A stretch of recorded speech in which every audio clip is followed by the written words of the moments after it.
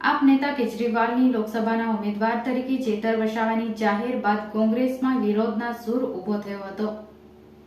ગતરોજ નેત્રંગ ખાતે આપ પાર્ટી દ્વારા ધારાસભ્ય ચેતર વસાવાના સમર્થનમાં જાહેર સભા યોજી હતી, જેમાં પંજાબ સીએમ ભગવાન માન અને આપ સુપ્રીમો અને દિલ્હી સીએમ અરવિંદ કેજરીવાલે આગામી 2024ની લોકસભાના ઉમેદવાર તરીકે ચેતર વસાવાના નામની જાહેરાત કરી હતી, જેને લઈ કોંગ્રેસમાં વિરોધનો વંટોળો શરૂ થયો છે।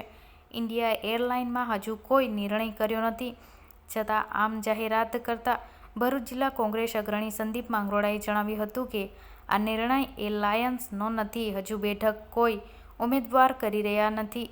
એલાયન્સ પાર્ટીના આપ દ્વારા ચેતર વસાવાને ઉમેદવાર જાહેર કરી ખોટું કર્યું છે। અનેક નેતાના ફોન આવી રહ્યા છે, તો આદિવાસી સમાજના ભાગવા પડી રહ્યા હોવાની સાથે ભાજપને ફાયદો કરવા માટે આ જાહેરાત કરાઈ રહી છે। ખરેખર એલાયન્સ નિર્ણય આખરી રહેશે।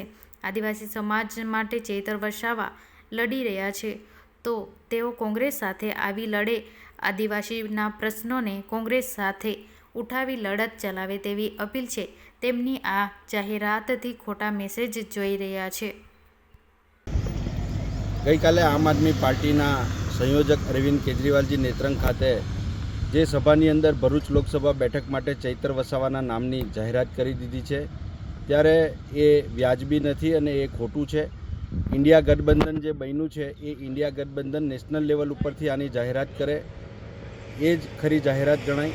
આ પ્રમાણે આદિવાસી મત બેંકનું વિભાજન કરી અને ભારતીય જનતા પાર્ટીને ફાયદો પહોંચાડવા માટેનું આ છૂપું આયોજન હોય એવું સ્પષ્ટ જણાય છે।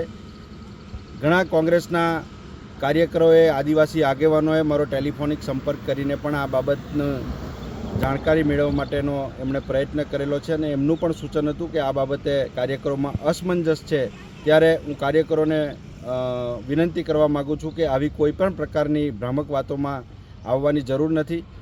ગઠબંધન, ઇન્ડિયા ગઠબંધન દિલ્હીથી નેશનલ લેવલેથી નક્કી થાય છે। આ પ્રકારનું કોઈ કોંગ્રેસનું આયોજન નથી અને પ્રદેશ અને અન્ય આગેવાનો સાથે પણ આ બાબતે ચર્ચા થઈ છે।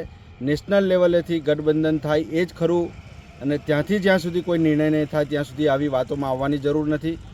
ચૈતર વસાવાના મુદ્દા ઉપર કોંગ્રેસ હંમેશાને માટે લડતી આવી છે, પરંતુ એ જંગલની જમીનનો મુદ્દો છે, આદિવાસી સમાજનો મુદ્દો છે।